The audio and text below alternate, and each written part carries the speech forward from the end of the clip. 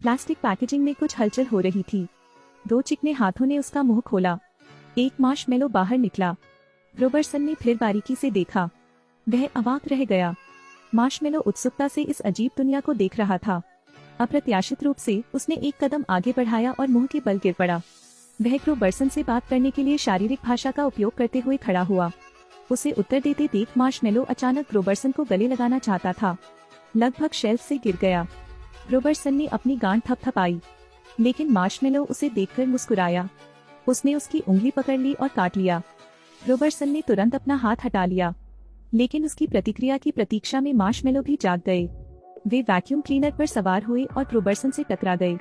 अधिक से अधिक मार्शमेलो को देखकर वह घबराने लगा, परंतु उसने उन्हें एक दूसरे को मारते हुए पाया। कुछ लोग ग्रिल करने के लिए अपने साथियों को तिरछा कर देते हैं, कुछ ने तो अपने साथियों को चॉकलेट सैंडविच में बदल दिया। रॉबर्टसन को एहसास हुआ कि कुछ गड़बड़ है, इसलिए वह भाग गया। लेकिन जैसे ही वह कोने पर पहुंचा, रॉबर्टसन रुक गया, क्योंकि उसने और भी अजीब दृश्य देखा। एक सींग वाला राक्षस कुत्ते का खाना खा रहा है। रॉबर्टसन अपनी जगह पर जमकर खड़ा रहा। वह पीछे मुड़ा और भाग गया। परिणाम स्वरूप मार्शमेलोस उस पर हमला करने के लिए वैक्यूम क्लीनर पर सवार हो गए। राक्षस ने ऊपर देखा। कारसलान लिपस्टिक जैसी लाल आंखों से उसे घूर रहा था। रॉबर्टसन इतना डरा हुआ था कि वह अपनी पैंट में पेशाब करना चाहता था। वह अपना जीवन बेचने और अपने मृतकों को सुपरमार्केट में बेचने के लिए भागा। वह एक कार में छुप गया, लेकिन राक्षस भी वहां पीछा करने लगे। फिर रॉबर्टसन को उसका रात्रि भोज बनाए। लेकिन यह सब कैसे खत्म हुआ? पता चला कि इस शहर पर राक्षसों का कब्जा है। ऐसा लग रहा है जैसे जमीन पर कुछ हिल रहा है। एक रहस्यमय प्राणी आगे बढ़ता है। हालांकि यह देखना असंभव था कि यह किस प्रजाति का था, लेकिन इसने जमीन पर बड़े बड़े पैरों के निशान छोड़ दिए।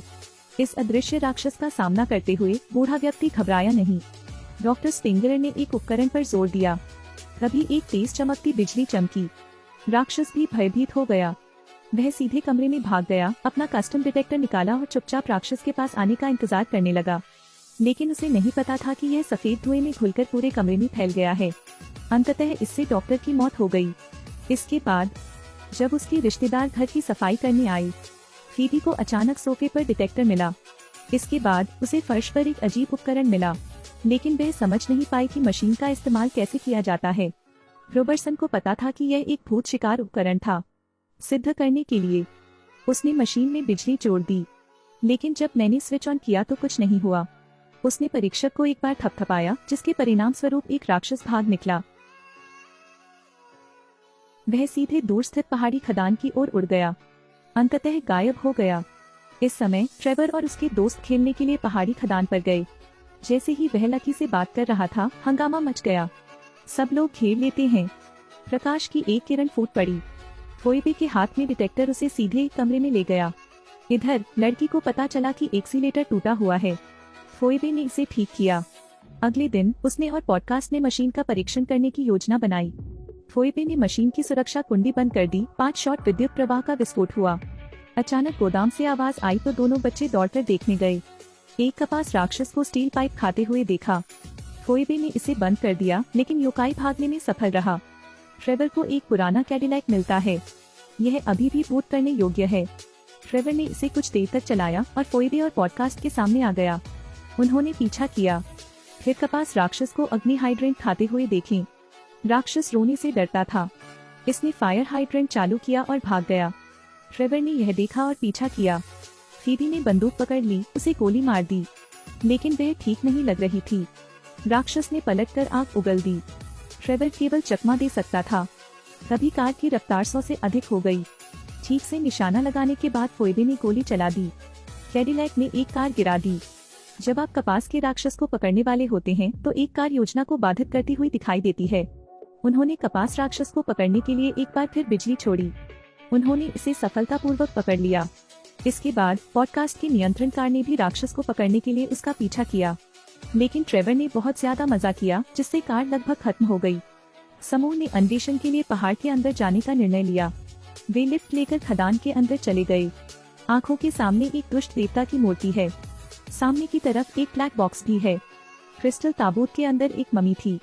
गुफा के अंदर एक आवाज आई। फीबी ने नीचे देखा। अनगिनत राक्षस लावा की तरह उमड़ पड़े। यह देखते हुए कि वे फूटने वाले थे, ट्रक ने एक दबा हुआ वोल्टेज जारी किया। और वह शक्तिशाली ऊर्जा बुझ जाती है। ट्रेवर इन उपकरणों को देखता है। उसने अनुमान लगाया कि दादाजी ने उन्हें बाहर की रोशनी नहीं देखने दी, इसलिए उन्हें बंद करने के लिए एक आधार बनाया। और जब वे कुछ ही समय पहले चले गए तो वह शिक्षक, जिसे अभी अभी सुपरमार्केट में राक्षस ने नियंत्रित किया था, आया और सभी उपकरणों को नष्ट कर दिया। एक भूकंप आया जिसने पूरे शहर को हिलाकर रख दिया। बहुत बड़ा बादल भी था। अंततः राक्षस भाग निकले। थोबे और अन्य लोग एक साथ दादाजी के घर गए। पास के खेत के चारों ओर बहुत सारे जाल हैं। बस किसी भी राक्षस को यहाँ ले आएं, आप इसका समाधान कर सकते हैं। आखिर जब रात हुई तो वे राक्षस को भी फुसलाकर खेत में ले आए। राक्षस को और करीब आता देख उन्होंने तुरंत खेत के सभी स्विच बंद कर दिए। लेकिन ये राक्षस इतना ताकतवर है कि ये पुराने उपकरण इसे खरोंच तक नहीं सकते। बिजली के बोल्ट अचानक राक्षस पर गिरे। पता चला कि डॉक्टर स्टिंगलर के साथी समय पर आ गए थे। कुछ ही देर में राक्षस को वश में कर लिया गया। फिल्म भी खत्म हो जाती है।